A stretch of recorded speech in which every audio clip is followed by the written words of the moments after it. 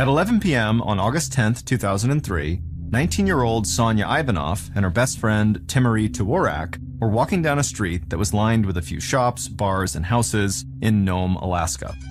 Both young women had long dark hair, and they were dressed almost the same in jeans, tennis shoes, and t-shirts.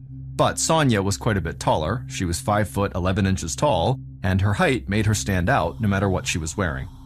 Even though it was 11 o'clock at night, the sun was still out and shining overhead, because Nome, Alaska is less than 150 miles from the Arctic Circle, and that far north, at that time of the summer, the sun doesn't actually set until close to midnight.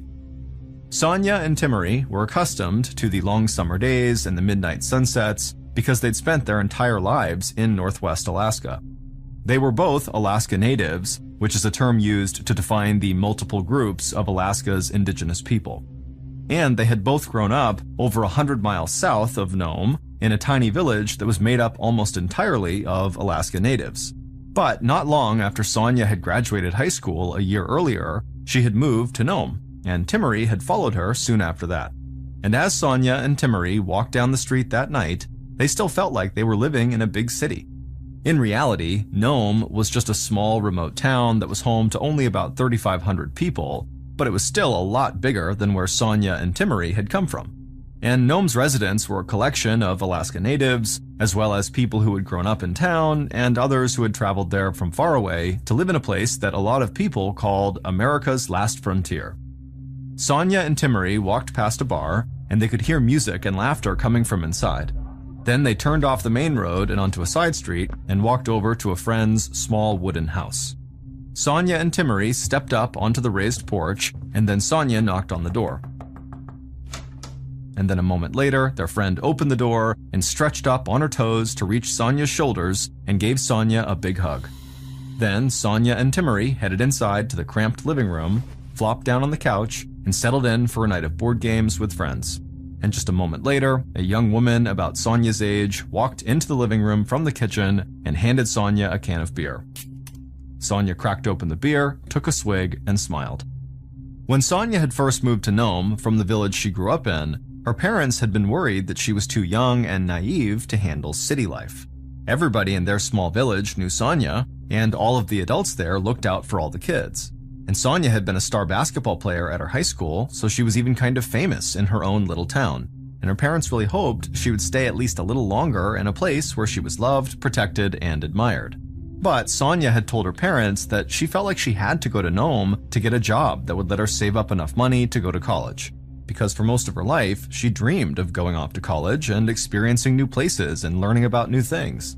Sonya was outgoing, she was funny, and almost always in a very good mood. And so when she had arrived in Nome, she quickly landed work at a healthcare facility, and she made a close group of friends. But she still felt connected to her roots, because Timuri and her shared a small house, and Sonya's sister and brother-in-law lived close by. So pretty soon after Sonya had moved away and kind of found her place in Nome, her parents relaxed, and they were happy that their daughter seemed to be thriving in her new home. But what Sonya hadn't told her parents, or really anyone other than her best friend Timuri, was that she dreamed of a lot more than just going to college. She dreamed of making enough money to move away to Hawaii. Sonya loved her family, and she was proud of her Alaska Native heritage. In fact, when she had first moved to Nome, she had entered the Arctic Native Brotherhood pageant, which was an event where young people celebrated their native culture and spoke about important native issues of the time. But as much as Sonya loved the place and the culture she came from, she had gotten tired of the dark, cold winters in Northwest Alaska, those times when the sun was only up for a few hours and temperatures regularly dropped below 0 degrees Fahrenheit. So now Sonya liked to imagine herself on a warm, sunny beach in Hawaii, listening to the waves crash onto the sand. She knew her family would be sad to see her leave, but she just felt like going somewhere far away was something she had to do while she was still young. In the living room, Sonya drank her beer, she laughed and played a board game with her friends, and they all talked about work and guys and girls they had crushes on like most groups of teenagers do. But then, at around midnight, the group fell silent for a second, because they heard a police siren wailing on a street nearby. Sonya and Timuri almost always felt safe in Nome, but there were times when they would hear police sirens that reminded them they were not in their little home village anymore. and Sonya's sister and her brother-in-law, who lived near Sonya, told her never to ignore her surroundings. Because in Nome, like across Alaska and the rest of the United States, Alaska Native women and Native American women were assaulted, abducted, and murdered at rates that were higher than the national average. And while the group of teenagers sat in Sonya's friend's living room that night, Officer Matt Owens of the Nome Police was the one who was blaring the siren in his SUV while he was on his way to respond to a domestic violence call nearby. Officer Owens was originally from Florida, and he had noticed during his few years on the Nome police force that long summer nights often led people to drink, stay up late, and get into trouble a lot more than they ever did during the winter. But back at Sonya's friend's house, not long after the sound of the siren had faded, the group of teenagers put any thought of the police out of their minds, and Sonya and her friends got back to talking, laughing, and playing their board game. And then, at about 1 a.m. on August 11th, 2 hours after Sonya had arrived, she stood up from the couch and decided it was time for her to head home. Sonya said goodnight to the group, and Timmery said she was actually going to stay for a bit longer and that most likely she would just crash there for the night, so she would see Sonya at their place sometime the next day. Then Sonya and Timmery shared what they called their best friend goodbye ritual. They each tapped 2 of their fingers on the other's shoulder, then kissed their fingers, pointed them at the sky, and said, "Peace out, pal," to each other. Sonya opened the door and stepped outside. And as she started walking home, she thought to herself that she really needed to convince Tamari to come with her to Hawaii, because she couldn't imagine being there without her best friend who she had known for basically her whole life. Just after 1 a.m., so a few minutes after Sonya had left her friend's house, Sonya turned onto the main drag that cut through the center of town, and she walked along the side of the road. The sun had finally set, and it was about 60 degrees Fahrenheit. A light rain had started to fall, and Nome looked like it was covered in mist. And as much as Sonya had gotten sick of the cold Alaska winters, she loved rainy Alaska summer nights like this one. So she decided to take her time walking home and to enjoy being outside in the rain. She walked past the bar, and she still heard music coming from inside. Then she walked a little bit further past an old house that overlooked the main street, and as she walked by, she heard someone call her name from the dark. Sonya was startled, and she felt her shoulders tense up. Then she turned and saw an older woman she knew sitting on the front porch smoking a cigarette. And Sonya laughed at herself for being scared. She exhaled and relaxed her shoulders. The woman smiled and asked Sonya how she was doing. Sonya said she was doing fine, and then she told the woman to have a good night and waved goodbye. Sonya kept walking down the street, and as she did, she felt the rain falling on her face. Then at some point, she heard people coming out of the bar that she had passed a little ways back, and she realized it must be getting late. But Sonya didn't have to work the next day, so she could just go home and sleep in as late as she wanted to, and the thought of that made her smile. Then, as Sonya approached a brightly lit gas station, she heard a car coming up behind her. So she stepped even more to the side of the road to make sure the car could pass her, but the car pulled up right next to her and stopped. The passenger side window rolled down, the driver leaned across the seat and called out to Sonya. And so Sonya, she stopped walking, and then she looked at the driver and actually approached the car. Sonya then leaned in through the open window and talked to the driver for a bit longer, and then Sonya climbed into the passenger seat and shut the door. At around 5 p.m. on August 11th, so about 15 hours after Sonya had gotten into that car, Timmery came home from work. She was exhausted because she had stayed up late with her friends and then gone into work without sleeping much. She had come back to her and Sonya's house briefly that morning before heading to her job, and she hadn't seen Sonya, but she didn't think much of it. There was a chance Sonya had gotten up early and gone out for the day, or she might have run into friends on her way home and ended up staying somewhere else, which wasn't out of the ordinary for Sonya and Timmery, and neither of them had cell phones, so they didn't always keep in regular contact when they were apart. But hours after Timmery had gotten home from work, Sonya still had not come by the house or called, so Timmery decided to check in with Sonya's sister. Timmery called her on the landline and asked if she or her husband had seen or heard from Sonya in the last 24 hours. Sonya's sister said no, but she didn't sound worried at all. Sonya was 19 years old, and her sister knew she liked to go out and have a good time with friends, and she also knew there was a guy or two Sonya had been seeing. So she told Timmery that Sonya was probably just out and would most likely be home sometime soon. And so that night, Timmery went to bed kind of early because she was still worn out from her day, and she figured she'd either hear Sonya come home later that night or she would see her in the morning. But by the following afternoon, Timmerie still had not seen or heard anything from Sonya, and now Timmerie was starting to get worried. She called Sonya's sister again, but again, the sister said she had not heard from Sonya, and so Timmerie decided that she had to tell the police. But Timmerie had grown up in a small village that did not have a traditional police department, so she didn't even really know how to go about telling the police what was happening. And so she decided it would be best for her to just go to the police station and talk to someone in person. Timmerie threw on a pair of jeans and a t-shirt, she slipped on her tennis shoes, and she headed towards the police station in the center of town. The rain had stopped, but it was still cool and gray outside. It only took a few minutes for Timmerie to get to the police station. She walked inside the small building that was lit up with bright fluorescent lights, and she was greeted by Officer Matt Owens, the Florida native who had responded to the domestic violence call when Timmerie and Sonya had been at their friend's house. Officer Owens asked Timmerie what she needed, and Timmerie would tell him that, Sonya, her friend, had gone missing and she hadn't heard or seen from her since she had left to walk home over 24 hours earlier. Officer Owens was just about 29 years old, and he had brown hair, a goatee, and a warm smile. He tried to put Timmerie at ease because it was obvious she was very upset, and he told her that the police had not gotten any reports about anything out of the ordinary over the last day. Then another officer who was sitting nearby overheard the conversation, and he walked over to them. He said the best explanation was probably that her friend had gone out partying, and she was either still partying or recovering somewhere with friends.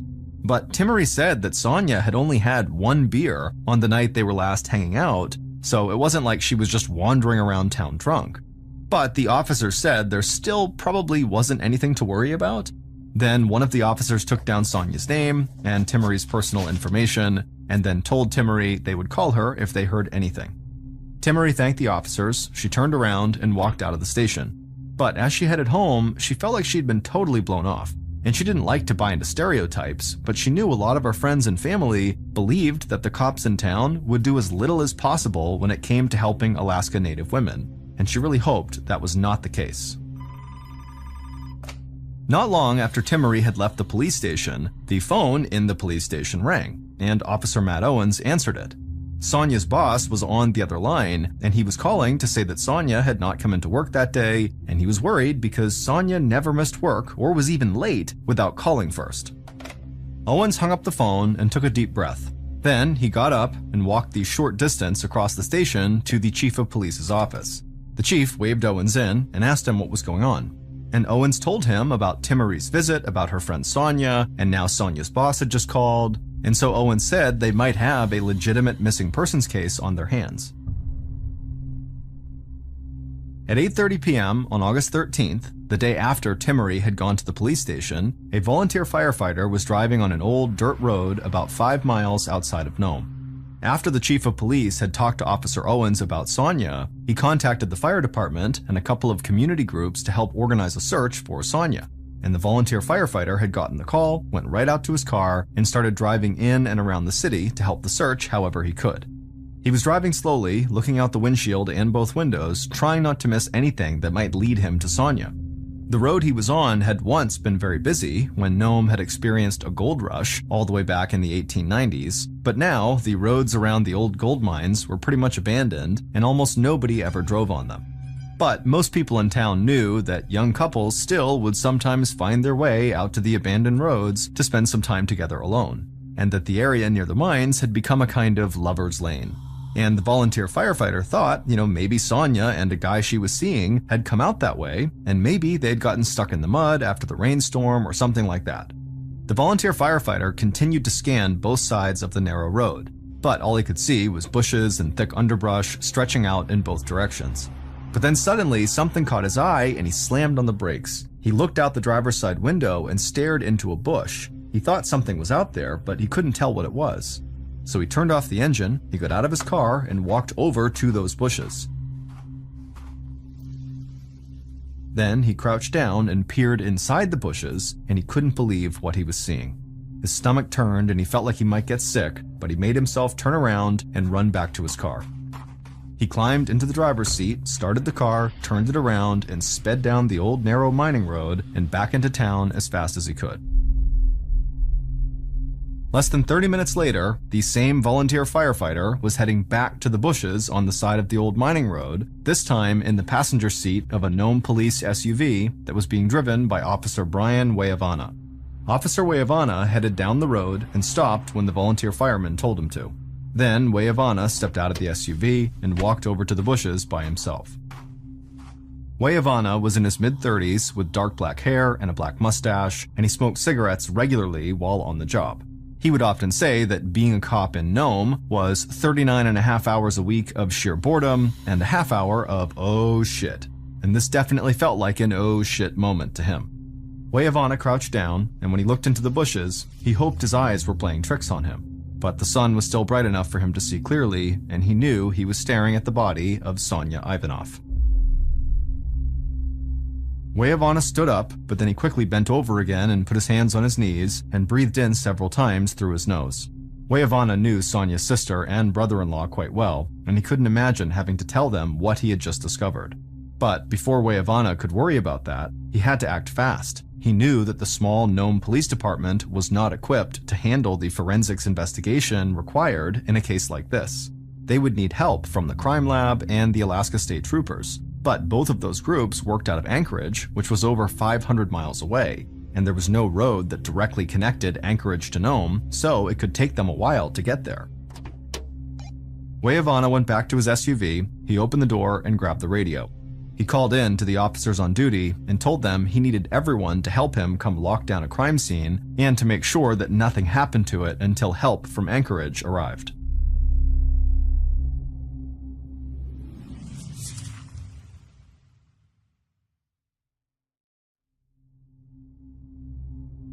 On August 14th, so a day after Sonya's body had been discovered, criminalist Carrie Cathcart from the Alaska State Crime Lab in Anchorage sat in the passenger seat of Officer Wayavana's SUV as they wound their way down the dirt mining road just outside of Nome.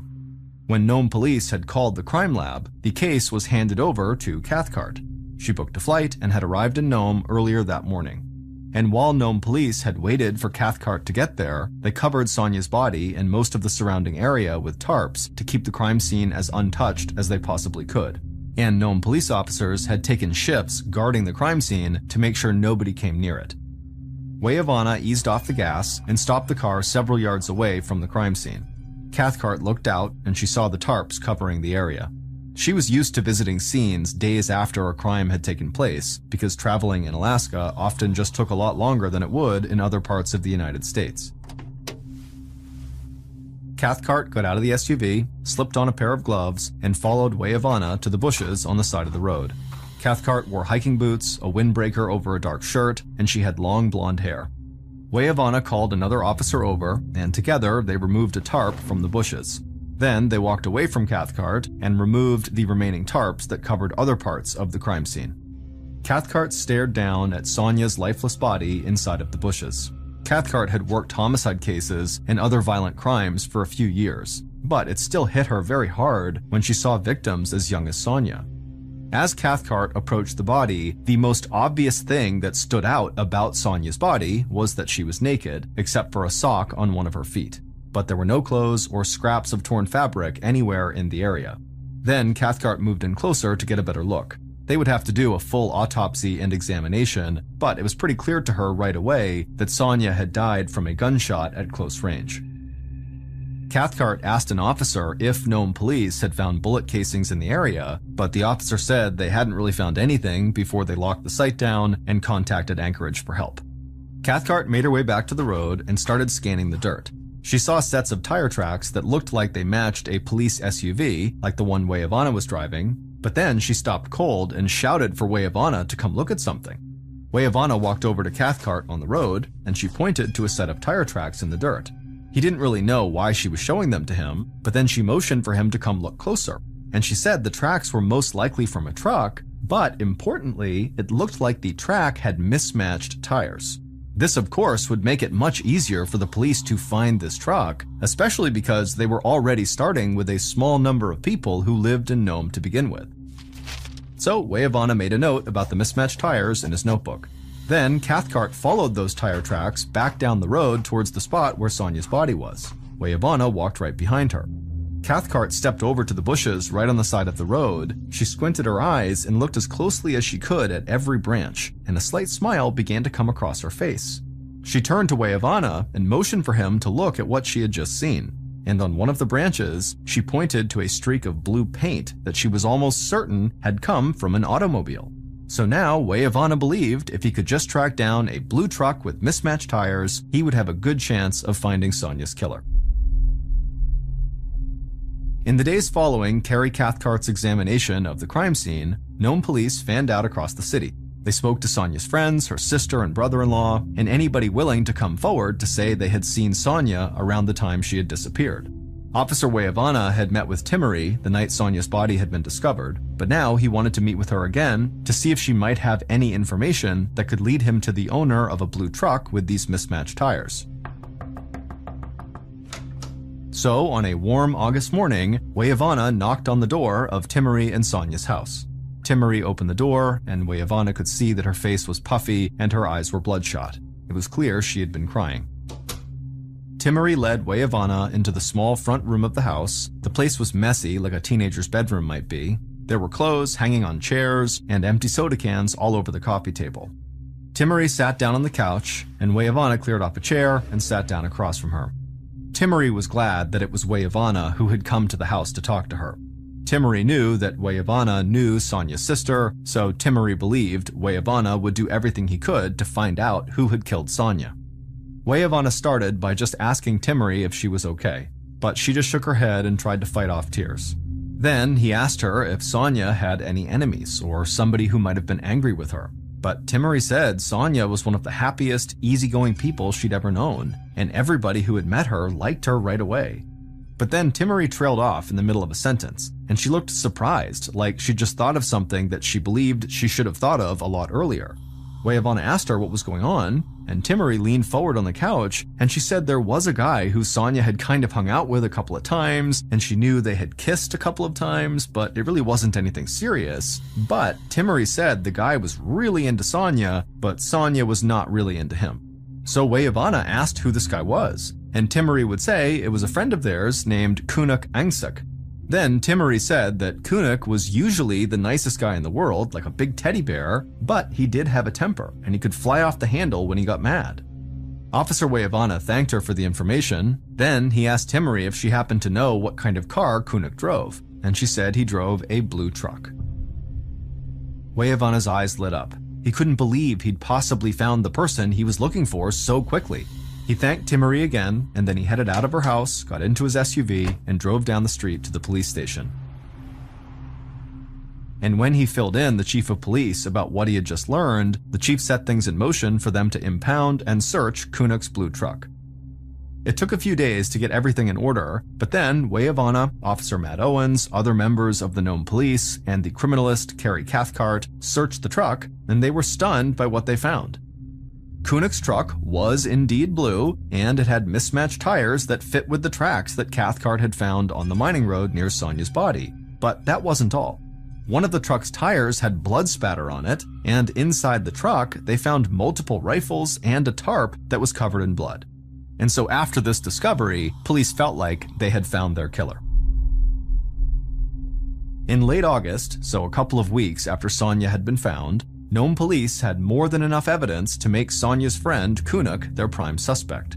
So Weyavana and another officer drove out to Kunuk's house. When police had taken his truck, Kunuk knew they would be back soon to talk to him, so he did his best to stay calm as he let the investigators back into his house. Kunuk had short brown hair, and he wore jeans and a yellow t-shirt, and he had a silver earring in his left ear. Kunuk sat down in a chair in the front room of his house, and the officers stayed standing. Weyavana didn't waste any time. He asked Kunuk when was the last time he'd seen Sonia. And Kunuk thought about it for a second, and then said the last time he saw her was maybe 2 weeks before she died. And Kunuk would say that he and Sonia didn't really even talk when he last saw her, that really they had just kind of crossed paths in town. After this answer, the other officer who was there with Weyavana asked why Kunuk had a bloody tarp in his truck and why was there blood spatter on one of his tires. Kunuk started tapping his foot on the floor, and he looked away from the cops, and without making eye contact, he told them that he'd been out hunting 70 miles away at the time of Sonya's death, and that's why the rifles and the bloody tarp were in his truck, and the blood on the tarp was just animal blood. But the officer pressed Kunuk again about the blood spatter on his tire. And this time, Kunuk did look back at the officer, and he would say that he'd run over a rabbit or some other kind of small animal when he was driving out to go hunting, and so the blood on the tire must have just been from that. The officers were totally skeptical of this answer, but they stayed neutral and continued to question Kunuk a bit longer, and then when they were finally done, the officers were convinced that this was their guy. The evidence against Kunuk was solid, and the running over the rabbit story just seemed like a convenient excuse he'd made up on the spot. So Weyavana asked Kunuk to submit to a DNA test, and he told Kunuk if he was innocent like he said he was, a DNA test was the best way to prove that. Kunuk continued to tap his foot on the floor, but then he looked at Weyavana and he nodded and said he would submit samples for the test. Weyavana knew he would have to wait for the results from this DNA test and for the results from the test that the crime lab was going to run on the blood found on Kunuk's truck and on the tarp. But Weyavana hoped that soon he would be able to tell Sonya's sister and the rest of Sonya's family and her friends that they had found Sonya's killer. In late August, so almost 3 weeks after Sonya's murder, her body was returned to the small village where she had grown up. And her family and friends there had a funeral service and an outdoor vigil to celebrate Sonya's life and to mourn the life she never got to live. At the vigil, people who knew and loved her most talked about how happy and kind Sonya had been and how much her community and her culture had meant to her. And they said they wanted police to bring this case to a close quickly and to make sure the person who had killed Sonya was brought to justice. But they knew that even if that happened, the village would never fully heal from what had been done to Sonya. At around 2 a.m. on a day in early September, about a week after the vigil, Officer Weyavana sat in his SUV in a parking lot off the main street in Nome. He cracked his window, took a long drag off a cigarette, and exhaled the smoke out into the early morning air. Just like Sonya's friends and family, Weyavana hoped the case would be solved soon, and he had really believed that Sonya's friend Kunuk was the killer. But in the weeks following Kunuk's interview, parts of the investigation had kind of come to a halt. Test results from the tarp found in Kunuk's truck revealed that the blood on the tarp was animal blood, just like Kunuk had said, and several of Kunuk's friends said they had been with him when he was hunting on the day of Sonya's murder. Weyavana still was not ready to move on from Kunuk as a suspect. But while he waited for results from Kunuk's DNA test to come back, the case suddenly didn't seem as open and shut as it had just a couple of weeks earlier. And now, the investigation team on this case had been reduced to just Weyavana and one other Nome officer. And Weyavana was stuck working nights while the other investigator worked days. So Weyavana sat in an empty parking lot near an empty street in the dead quiet of the morning, and he felt like he wasn't doing anything to help. Then he leaned over and grabbed a file folder from the passenger seat. Inside the folder were all of the notes that he and other officers had compiled during interviews they'd conducted following Sonya's murder. He flipped through the notes and tried to look at everything with fresh eyes, just in case he'd missed something. And as he read over a page right in the middle of the files, he almost gasped out loud. Weyavana was reading comments made by a woman who claimed she had seen Sonya get into a vehicle near a gas station at the same time that Sonya was believed to have disappeared. But for some reason, this woman's statement had never been followed up on. And so later that day, Weyavana, who was bleary-eyed and fighting off sleep, headed to that woman's house to talk to her. The woman said early on the morning of the murder, she had been smoking on her porch when Sonya had walked by and she had called out to her. The two of them had talked a bit, and then she watched as Sonya walked further down the street, got into a vehicle, and drove off. Then the woman gave a detailed description of the vehicle Sonya had climbed into, and it was not a blue truck. Weyavana thanked the woman and then rushed back to the police station where he told the chief of police all this new information he'd discovered. And the chief immediately put more officers back on the case, and they all went on a search to find this new vehicle that this woman had described. Just before 3 a.m. on September 23rd, so a few weeks after Weyavana had spoken to that woman, Officer Matt Owens, the Florida native, stood near a gravel pit down the road from where Sonya had been found. And in this gravel pit, Officer Owens saw a vehicle that matched the description of the one that woman had seen Sonya get into. Owens quickly called into the station and let them know what he'd found, and immediately other officers rushed out to the scene. But just minutes later, Officer Owens was on his cell phone to the police station again, but this time he was out of breath and he was running for his life. He kept shouting that gunshots had rung out right after he'd approached this vehicle in the gravel pit, and so now he was taking cover, but he needed backup fast. Not long after that, Wayavana and other members of the force arrived at the gravel pit, and they saw that Owens was crouched down behind some bushes nearby. They leapt out of their cars and they fanned out all across the area looking for whoever had been shooting at Officer Owens, but they never found anyone. And so after the police had secured the area and made sure it was safe, they all reconvened with Officer Owens over at the gravel pit, and sure enough, inside of it was this car that Owens had found and called in. And they noticed the driver's side window was completely shattered, very likely from one of the rounds that had just been fired at Officer Owens. That day, the police would conduct a full search of this vehicle, and that search would lead them right to Sonya's killer. Based on evidence found at the crime scene, interviews conducted throughout the investigation, and evidence discovered from the vehicle that Officer Owens found in the gravel pit, here is a reconstruction of what police believe happened in the early morning hours of August 12, 2003, the day Sonya Ivanov was murdered.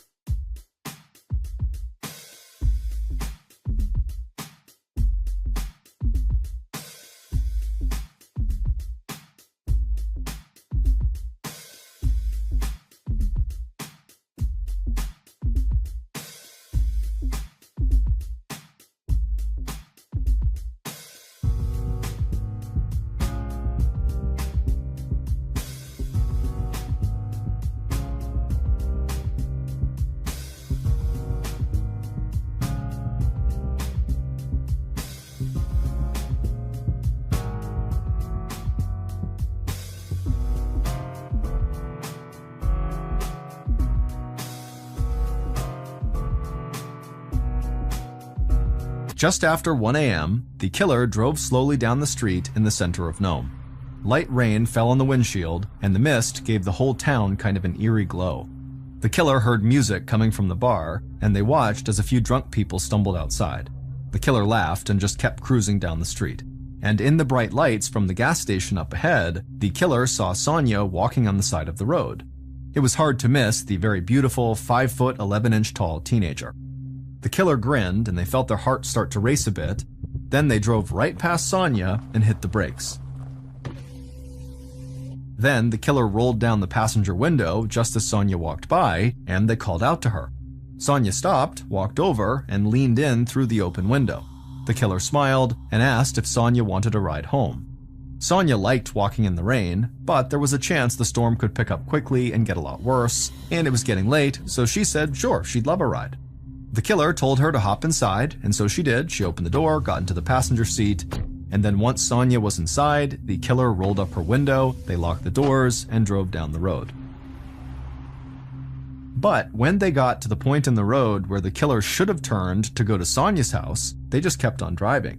Sonya said, "Hey, you missed the turn," but the killer just looked at her and smiled and then hit the gas.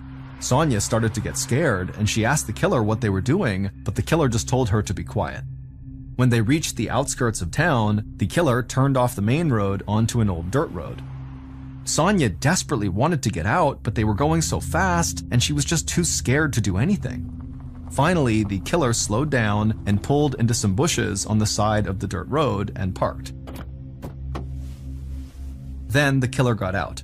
Sonya tried to open her door, but she couldn't unlock it, and then she looked up out her window and she saw the killer standing there in the moonlight. Sonya screamed, and at the same time, the killer opened the door, they dragged her outside, and then wrapped their arms around her from behind. Sonya was tall and strong and fast, and so right away she began using all her strength to try to get out from the killer's grasp, and at some point she began leaning forward and bucking her legs out behind her, and she was able to get out of the killer's grip. But before Sonya could actually run away to freedom, the killer drew a .22 caliber pistol from their waistband and fired. And that bullet struck Sonya square in the back of the head. She fell to the ground, dead. Without wasting any time, the killer ran over and stripped off all of Sonya's clothes, except for one sock that they just overlooked. Then the killer dragged Sonya's body into a nearby bush. The killer went back to the road, grabbed Sonya's clothes, and tossed them into the trunk. Then the killer closed the trunk, took a deep breath, calmed themselves down, and got back into the driver's seat. Then they drove away from the murder scene inside of their Nome Police Department SUV. Officer Matt Owens of the Nome Police Department killed Sonya. It turned out that woman who was smoking on her porch and then called out to Sonya on the night she disappeared, well, she saw Sonya get into a vehicle, and that vehicle was a police SUV. But the woman said she had not seen which one of the officers was driving the SUV at the time. The mismatched tire tracks that had been found at the murder scene turned out to be from a truck that a young man and woman had been driving, and the couple had just gone out to Lover's Lane on this mining road around the same time that Sonya was murdered. They had nothing to do with her murder. But the blue paint that criminalist Carrie Cathcart had found on the bushes ended up matching blue paint from the Nome Police Department insignia that was on all of their squad vehicles. And when Officer Owens had heard about this paint being found, and about the woman who said she saw Sonya drive off with a cop, he went out and drove the police SUV that he'd been driving the night he killed Sonya out to the gravel pit and dumped it there. Then later, he went back and reported finding the dumped SUV in hopes that this would eliminate any suspicion towards him. And Officer Owens would say that he thought someone from town must have stolen the police SUV and then driven it out to the mining road where they killed Sonya. And Owens was the one who shattered the SUV's window and then called the station to say he was being shot at, to make it seem like whoever had really killed Sonya was now monitoring this vehicle and gonna kill anybody who went near it. But other Nome police officers and the Alaska State Troopers saw right through Owens' lies. After finding him at the gravel pit, crouched down behind some bushes as if he was being shot at, the general consensus was, this looks staged. And so when they got out and they talked to Owens and he described who was shooting at him and from where, it just didn't really add up. And they searched the area and of course didn't find any shooter. And also just generally, the other officers just didn't buy the idea that someone from town would have the audacity to steal a police SUV and then go commit a murder with the SUV in tow. It just didn't make sense. Also, criminalist Carrie Cathcart very early on had said that she believed whoever had killed Sonya had a deep understanding of how to sanitize a crime scene because there was no evidence left behind and her clothes had been removed. And so Cathcart actually said, the killer could be a cop. And so ultimately, Officer Owens was arrested for Sonya's murder. It would turn out that in the years Owens had lived in Nome, 6 local women had claimed he sexually assaulted them. And 2 of those women said they had filed formal reports with the Nome police, but nothing had ever been done about it. In Sonya's case, there was no evidence of assault or rape, but some officers believed Owens intended to sexually assault Sonya when he picked her up, but when she fought back, he killed her. Officer Matt Owens was convicted of murder and evidence tampering and sentenced to 101 years in prison with a chance for parole after 34 years. Sonya's murder shed further light on what many Alaska Native communities believed was a history of police neglect, harassment, and violence towards Alaska's indigenous population. And so, in 2007, the Sonya Ivanoff Act was signed into law in Alaska. That law states that any peace officer, firefighter, or correctional employee convicted of first-degree murder will receive a mandatory sentence of 99 years in prison.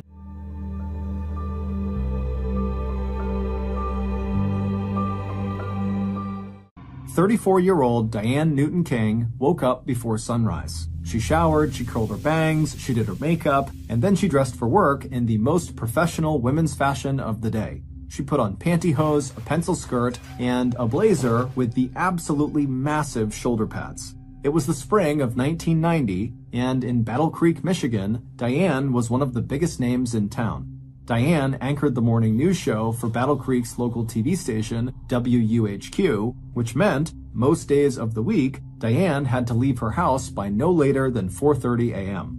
As she shuffled around her 2-story farmhouse in her pantyhose, trying to figure out where her briefcase was, Diane's husband, Brad, hollered up at her from the kitchen to tell her that breakfast would be ready in 5 minutes. Diane was thrilled. She had recently discovered that she was pregnant with their second child, and so she was constantly feeling hungry. Diane finally found her briefcase, then she slipped on her shoes and made her way downstairs into the kitchen. Her firstborn child, 2-year-old Marler, was sitting in his high chair chomping away on some apple slices. Diane kissed him on the forehead before sliding into her own seat at the kitchen table. 43-year-old Brad brought Diane a plate of scrambled eggs and toast. It was her favorite, and he made it for her every morning. Brad worked part-time as a criminal justice professor at the University of Western Michigan, but he liked to tell people that his real job was taking care of Diane and Marler. And for the most part, that was actually pretty true. Most days, while Diane was at work, Brad managed things on the home front. It was an untraditional dynamic for the time, and some of their friends jokingly called him Mr. Diane King, but Brad didn't mind. He was proud of Diane, and he was happy to support her this way. Diane scarfed down her breakfast, gave Brad and Marler a kiss goodbye, and then she grabbed her coat and raced out the door just as the clock hit 4:30 a.m. Outside the farmhouse, Diane paused for just a moment. She'd always wanted to live on a farm, and when she looked out across their property, with the cement silo on the left and the old red and white Victorian barn on the right, and the hundreds of acres of farmland and woods surrounding the house, she felt like she was really living her dream, even though the family didn't do any actual farming. But someday, Diane thought, maybe after the baby came, she'd leave the TV station to focus on her family and maybe even grow a few vegetables. But for now, all that would have to wait. It would be months and months before the baby arrived, and Diane had a lot of things she wanted to accomplish before then. So Diane, standing on her front stoop, took one more deep breath of clean country air, then she walked down the gravel driveway and hopped into her brand new Jeep Wagoneer. Diane then slowly drove down her long driveway, and when she reached the black mailbox at the end of the driveway, she turned right onto Divison Drive, the street she'd called home for more than a year now. And from there, she snaked her way through the neighborhood out to the highway. About 20 minutes later, Diane was sitting behind her desk, diving into yet another busy day of reading the news. Most days, when Diane arrived at the office, the first thing she would do is review her scripts for the day. Then she would anchor the morning news show, and then Diane and her staff would spend the rest of the day reporting and writing stories for future news segments. Diane worked a lot, and she worked really hard. She was actually a perfectionist, and she expected perfection from the people around her. And sometimes that perfectionism rubbed her colleagues the wrong way. But the people who actually watched her on TV, the audience, loved her. Diane was constantly being invited to meet local celebrities and attend different charity events around town. But despite how well things seemed to be going both professionally and personally for Diane, something very unusual would start to happen to her, and it would change her life forever. It all started with a phone call. Diane was at the office, sitting behind her desk, working on a story, when her phone rang. Now, remember, this was 1990, so Diane did not have a cell phone or even caller ID. All she had was a landline. So Diane's phone began to ring, and without hesitation, Diane picked it up because the people who typically called her on this line were her colleagues or sources or people who knew her personally. But this day, the caller was not any of those things. Instead, the caller was a fan. Diane didn't ask the caller what their name was, but based on their voice, Diane guessed that the caller was a male, probably in his 20s or 30s.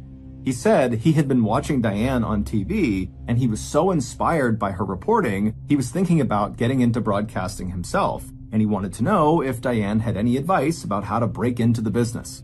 Diane was caught off guard that this guy got her number, but she was polite and professional and ultimately recommended that he get enrolled in the communications department at the local community college. Diane even recommended specific classes she thought he should take. The fan thanked Diane for her time, and she wished him luck in his professional efforts, and then she hung up the phone, expecting never to hear from this guy again. But Diane would hear from him again. The fan started calling Diane's direct line on her desk on a very regular basis, sometimes as often as 3 times in a single week. And again, because Diane didn't have caller ID, she just kept answering his calls unintentionally. Despite being really annoyed by all these calls, Diane still remained very professional with the fan and continued to give him advice about how to do her job.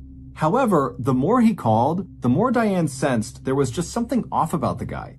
For one thing, she started to suspect that he wasn't actually interested in pursuing journalism. The questions he asked her didn't feel like the kind of questions you would expect from someone who was looking for guidance or information or even mentorship. They felt like an excuse to contact her, like he was making up questions just so that he could listen to her answer them. And there was something else that seemed kind of creepy. The more Diane heard from this guy, the more she noticed he had this very strange way of talking. It was slow and kind of slurred, almost like he was under the influence of some drug. Now, nothing this guy said to her was ever overtly rude or threatening, but after several calls, Diane couldn't help feeling like this guy could be a danger to her, and she had good reason to feel that way. For the last 2 years, every supermarket tabloid in the country had been running these stories about the rise in celebrity stalking cases. And now, the problem had gotten so serious that even the legitimate newspapers were covering these stories too. There were stories about celebrities getting threatening letters, and stories about their homes getting broken into, and some of these stories ended violently. Just 1 year earlier, an obsessed fan in Los Angeles, California, had shot and killed a young television actress on the doorstep of her own apartment. And it wasn't just the media that saw these stalking cases as being a big problem. Slowly, the government was also starting to realize that something had to be done. The problem was, nobody really knew what to do about it. In the 1990s, there were no anti-stalking laws anywhere in the country, and neither psychologists nor law enforcement could say for sure if it was better to confront a stalker head-on or simply ignore them. Diane wasn't sure if her situation with her fan would be considered a celebrity stalking case, but she was definitely feeling a bit scared of this guy and just wished he would leave her alone. So Diane consulted with the people closest to her, and everybody offered her different advice. One of her friends told her to be nice to the guy because who knows what would happen if she made him mad. One of her colleagues suggested that Diane just tell the guy to back off, but Diane could see that there was potential for problems in both of those situations. So Diane turned to Brad, her husband, not only because he was smart and an objective thinker, but also because, in addition to being a part-time professor of criminal justice, Brad also used to be a police officer. Brad, who was very concerned about his wife's stalking situation, told her that the safest thing she could do was simply cut off the guy's access to her. And the easiest way to do that was to set up some kind of arrangement with the receptionist at her work, who could then screen Diane's calls. If the guy couldn't get through to Diane, eventually, Brad figured, he would just give up and stop calling. The plan made sense to Brad and to Diane, so she decided to give it a shot.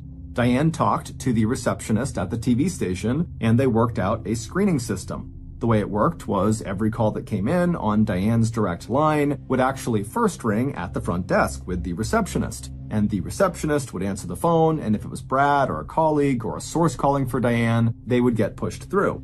But when the receptionist got a call from the fan with the slow, slurred voice, she would tell him that Diane was not available. And the screening system worked great for several weeks. The fan would call and would be immediately turned away before Diane ever had to speak to him. But eventually, the screening system failed. One afternoon, around the end of the summer in 1990, Diane was in the newsroom sitting at her desk filing some papers when her direct landline on her desk started to ring. Diane picked it up before the end of the very first ring. She said, "Hello, this is Diane Newton King." And when she heard the voice on the other end of the line, she was so startled she almost dropped the receiver. It was the fan. He said, "Hello, Diane." Immediately, shivers ran up Diane's spine. Before Diane could hang up, the guy told Diane that he liked the way she looked and that he wanted to meet her in person. Specifically, he said, "I want to go to lunch with you." Diane wanted to scream, but she was so flustered and so scared that she sort of just started stammering until finally she was able to compose herself enough to tell the guy that she appreciated the offer, but she absolutely could not meet him in person. Then she slammed the phone down and started sobbing at her desk. As she cried, everybody in the newsroom looked over and was very concerned. That night, when Diane came home, she told Brad about what happened that day, and Brad was livid. How could this guy get through to her phone? Why didn't the receptionist screen the call? Brad called the station and demanded answers, but no one at the station, including the receptionist, had any idea how this guy got through to Diane. The The station told Brad they would look into the situation right away and make sure that from now on, absolutely no calls whatsoever would reach Diane's line unless they had first been screened. Now, it's unclear exactly what the station actually did to ensure that, but from that day forward, the fans' calls were always intercepted by someone at the station, and so Diane was protected from speaking with him. And after a couple of weeks, the fans' calls to the station started to slow down. And after a couple of months, the calls stopped entirely. And soon, Diane just kind of forgot about the fan and moved on to more important things in her life, like the upcoming arrival of her second child, a baby girl. And with this child, Diane was becoming more and more conflicted about what she wanted in life. Suddenly, her career just felt a whole lot less important than being home with her kids. And so she started talking more openly with her family and friends about potentially leaving the station after her daughter was born so she could be a stay-at-home mom and enjoy a simple farmhouse life with her family. But all of that excitement and optimism about the future would come to an abrupt end one night in the fall of 1990. On the night before Halloween that year, so about 5 months after the first fan phone call, Brad told Diane that he was going to be working late that night at the university and so wouldn't be home until later in the evening, which meant Diane would have to be on primary parent duty for Marlar that afternoon when she got home from work. Now, under normal circumstances, this would not be a big deal. Diane had done plenty of parenting on her own, and she loved spending time with Marlar. What made this night so different was that Diane was now 8 months pregnant. Her belly was massive, her hormones were raging, and her joints hurt so much she could barely walk. On top of all of that, Diane was in the middle of a big project at work that was totally stressing her out. Nevertheless, when she finished her shift at the station that day, Diane drove to Marlar's daycare, she picked him up, and then they headed home. By the time Diane turned onto her street, Divison Drive, Marlar was already passed out in the back of the car in his car seat, and Diane's body was really starting to ache. So when Diane turned into her driveway, instead of stopping the car and getting out to get the mail in the mailbox by the road, she simply pulled the car right up alongside the mailbox and reached out and collected the mail through her window. And after she had the stack of letters sitting on her lap, she began flipping through them. And right away, one letter caught her attention. It was in a typical white envelope, just like most of the other letters in her lap, but this one had no postage and nothing written on it, and it wasn't sealed. Diane opened the envelope, retrieved the letter inside, and then opened it up to read, and what she saw instantly terrified her. There was just one sentence on the page, but it wasn't written by hand.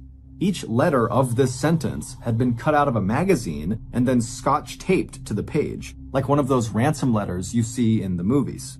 The sentence on this strange letter read, "You should have gone to lunch with me." Diane knew immediately that this letter was from the fan. Clearly, he'd found out where she lived, and he'd visited her house that day to drop it off.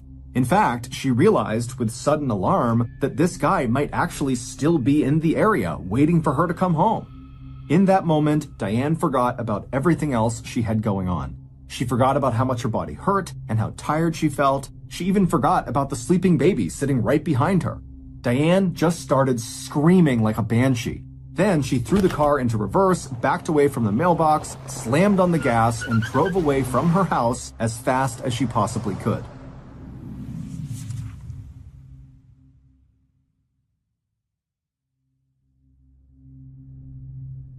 About 15 minutes later, Diane showed up at her friend Cindy Acosta's house. Diane and Cindy worked together at the TV station, and Cindy was one of the first people Diane had reached out to for advice when this fan started calling her.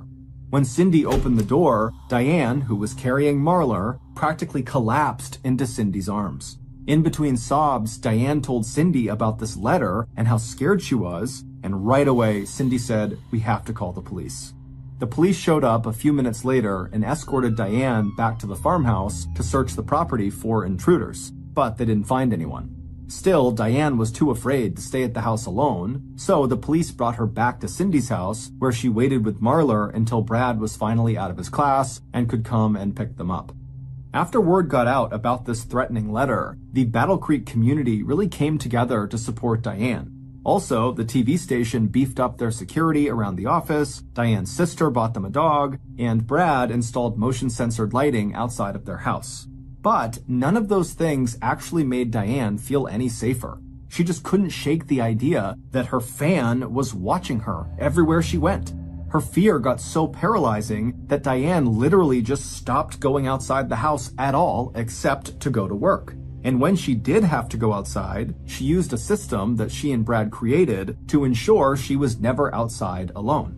Diane would call Brad to tell him exactly when she would be home from work. That way, when she arrived, Brad would be outside waiting for her. If it was too cold for Brad to just stand outside, he would leave a particular light on in the house that was visible from the outside. This light was a signal to Diane that he was in the house and that everything was safe, so she could hustle out of her car and come inside no problem. On days that Brad was not home, when Diane returned home, she would call a neighbor to come meet her outside of her farmhouse. And if for some reason the neighbor arrived late, Diane would literally just sit in her driveway inside her car, waiting for the neighbor to show up. But all of this fear and all of this hiding had started to make Diane's world feel very small, and she really didn't like that. So after Diane gave birth to her second child, a blonde baby girl named Kateri, in November of 1990, Diane started trying to reconnect with her extended family.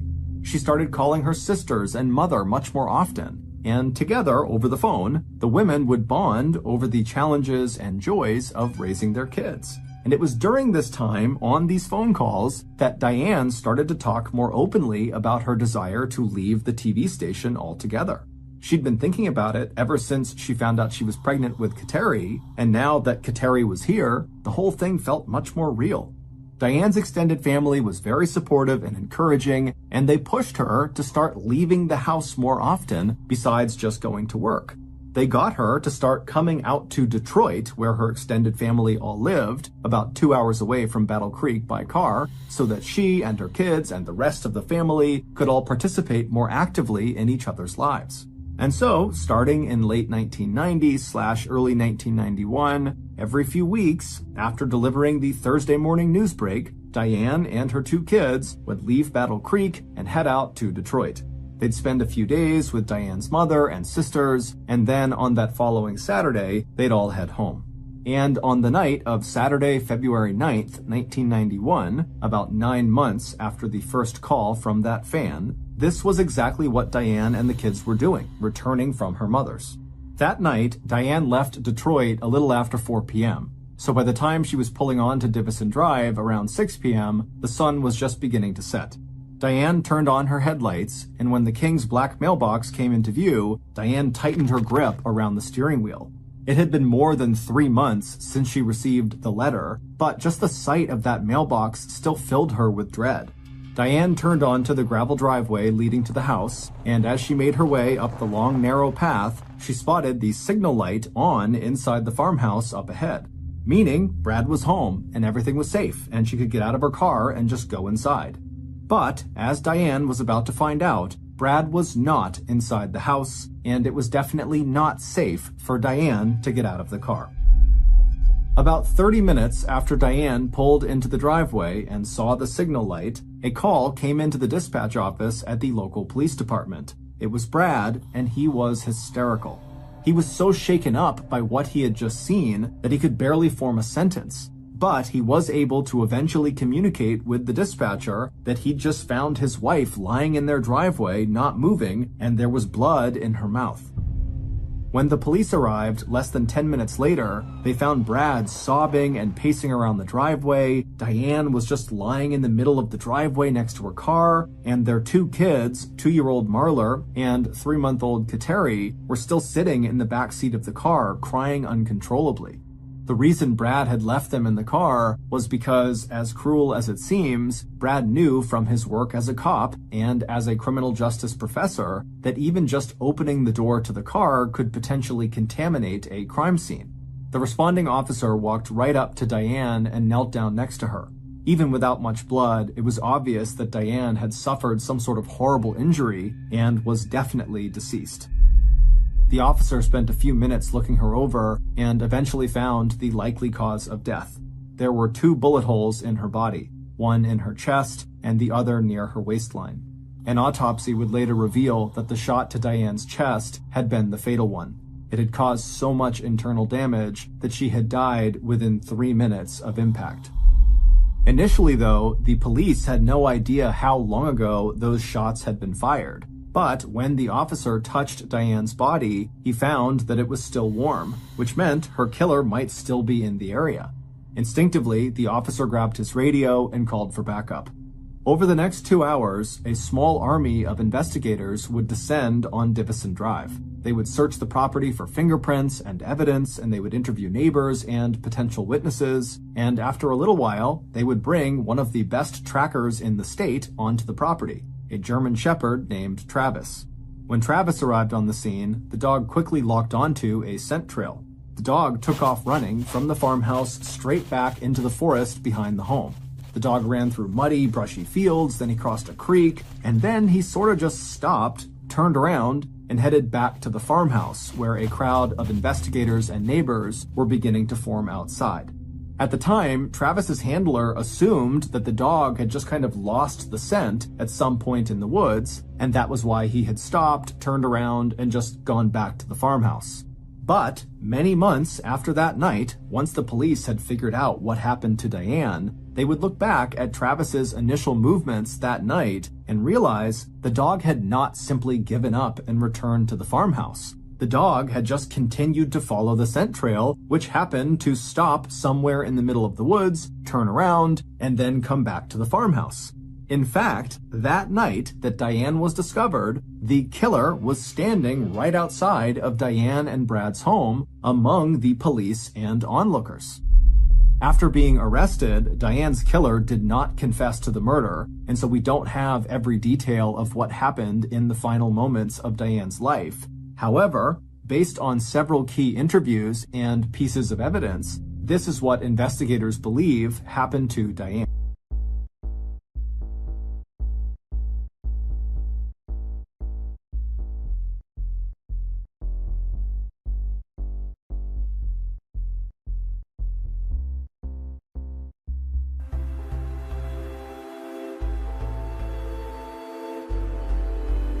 About an hour before Diane returned home from Detroit on the night she was killed, Diane's killer entered her farmhouse and turned on a particular light inside. The killer knew about the light signal system that Brad and Diane had created to make Diane feel safe, and now the killer was going to use that system to lure Diane into a trap. After switching the signal light on, the killer walked back outside and headed for the old red and white Victorian barn, which was situated in front of Diane and Brad's property, just to the left of the gravel driveway. There was no light in the old barn, but it didn't matter. The killer had been on this property many times in the past and had even practiced this particular route in the darkness when no one else was home.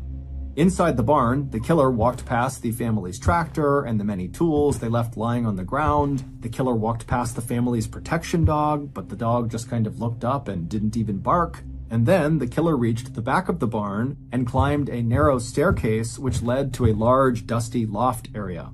The killer paused briefly at the top of the stairs. The floor of the loft was covered in straw, and at the far end of the loft, away from the killer, was a sliding door that was open just wide enough for what the killer needed to do. The killer walked over to this slightly open door and peered outside. From there, they could see the front of the farmhouse and the driveway and the spot where Diane parked her car, which was about 70 feet away. The killer checked their watch. It was getting late, which meant Diane would be arriving soon. So the killer got into position. The killer lay belly down in the straw facing the gap in the door, and then they reached out their arm to the right and stuffed their hand into some nearby straw. A moment later, they pulled out a weapon that had been hidden inside the straw, a .22 caliber rifle. About 20 minutes later, the killer spotted a pair of headlights coming down Divison Drive. The killer raised their rifle and looked through the scope, and sure enough, Diane was sitting behind the wheel of this car. As she turned onto her long gravel driveway, the killer flicked the rifle off safe. The killer held Diane in their sights as she drove up the driveway to the house. And when she got close enough that the killer could hear the gravel under her tires, the killer slipped their finger over the trigger. Diane reached her normal parking spot located off to one side of the driveway close to the house, and then she turned the car off. As she gathered her things inside of the car, the killer pushed the rifle's barrel through the small opening in the sliding door and focused their sights on Diane's car door. A moment later, that door opened up and Diane stepped out onto the driveway. The killer paused for a second, taking in the sight of the woman they had terrorized for months and months, calling her over and over and over again at work, and then leaving her that threatening letter in her mailbox. Then, the obsessed fan / Diane's killer squeezed the trigger. The bullet hit Diane squarely in the chest, throwing her body backwards onto the ground and tearing through her insides. After watching her fall to the ground, the killer quickly got up and, with the rifle in his hand, hustled back to the stairs, climbed down to the first floor of the barn, and then marched outside over to Diane's body. Everything was going exactly to plan until the killer spotted something he did not expect to see. Diane's 2 kids, Marler and Kateri, were still sitting in the back seat of her car. The killer began to panic. Why were the kids here? The killer was certain Diane's plan had been to leave her kids in Detroit for the weekend with her grandmother. But, as the police would later discover, the arrangements for the kids were changed at the last minute because one of the kids had gotten sick while they were at Diane's mom's house, so Diane just brought the kids home with her. But for Diane's killer, the kids presented a huge problem, because after killing Diane, the killer had planned to drive away, get rid of the gun, and then try to establish some kind of alibi before Diane was discovered. But now there were these 2 kids in this car without heat in the middle of winter in freezing cold Michigan, and so if the killer left, the kids would freeze to death, and the killer was not trying to kill anyone except for Diane. So the killer changed plans. First, he turned away from the kids, crouched down, and then fired an additional shot into Diane's body to make sure she was dead. This was the shot that tore into her waistline. Then the killer turned and ran into the forest behind the farmhouse and charged through muddy, brushy fields across a creek to a spot where they were able to hide the rifle, and then the killer turned back around and ran back to the driveway of the King's house. When the killer got there, they ran up to the car window and looked inside and waved to the 2 kids and said, "Everything's gonna be fine, okay? Daddy's here. I'm gonna make a phone call and then I'll be right back." Then, Brad King, aka Diane's obsessed fan, aka Diane's killer, ran inside of his house that he shared with Diane and called the police. When they answered, Brad hysterically told him that he had just been out for a walk in the woods, and when he came back, he had found his poor wife lying in the driveway, not moving. It would turn out Brad King had been obsessed with Diane ever since the first day he met her. She was beautiful and funny and more ambitious than anyone Brad had ever met. Diane dreamed of becoming a news anchor, and Brad wanted to help make Diane's dreams come true. So, while Diane was off working her way up to the news desk, Brad spent most of his time working to make sure she had everything she needed to be successful. He cooked Diane's meals and ironed her clothes, he handled the shopping, and when the kids came along, Brad took care of them too. And as far as Brad was concerned, everything was working out great. Until one day, when Diane came to him and told him that she wanted to quit her job at the TV station so that she could stay home and raise the kids. In fact, she told him she was planning to leave the station the summer after Kateri was born. Diane hadn't formalized this announcement yet, but pretty much everyone in Diane's inner circle knew about her plans. But the problem was, if Diane was going to stay home, then Brad would have to be the family's primary breadwinner. And being a part-time professor just wasn't going to cut it. He would have to go out and find a full-time job, which was something Brad simply didn't want to do. He had grown to love not working very much, and he was not prepared to change that.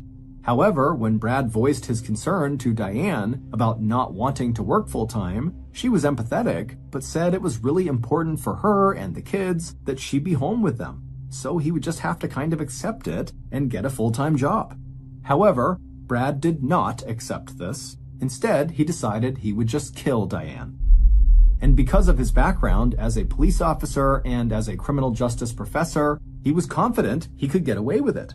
Brad knew that whenever a woman got murdered, the male partner is almost always identified as a primary suspect. So Brad knew he would need to create another suspect to divert attention away from himself. This is when Brad came up with this obsessed fan concept. About 10 months before Diane's murder, Brad began calling Diane's TV station, pretending to be this obsessed fan. He would intentionally slur words and slow down his speech to make sure Diane could not recognize him.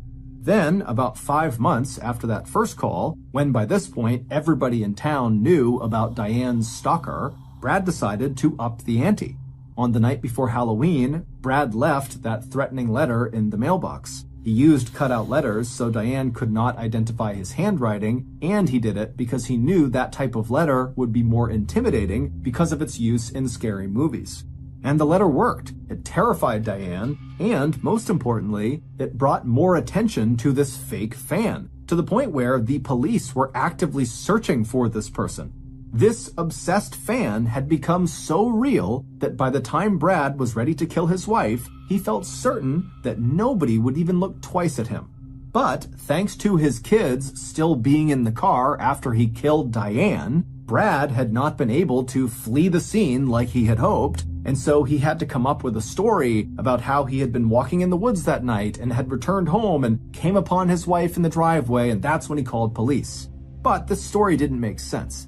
Police discovered that Brad would have known exactly what time Diane was coming home that night because Diane's mom had called Brad and told him when Diane had left her house. And based on the system that he and Diane had, Brad would have known that Diane would have expected him to be at their house waiting for her when she arrived. So why would Brad choose to be out on a walk in the woods at the exact moment Diane was arriving home? Also, neighbors had just seen Brad carrying the .22 caliber rifle that was used to kill Diane. The gun was located in the creek behind their house, roughly where Travis the tracking dog had gone on the first night of the investigation. And in the barn, police also found a single shell casing from the shot that killed Diane. On December 13th, 1992, Brad was convicted of murdering his wife, Diane. He was sentenced to life in prison without the possibility of parole. He never showed any remorse for her murder. Diane was buried in Detroit, near where her family lived. On her headstone, it says, "Beloved daughter, sister, mother."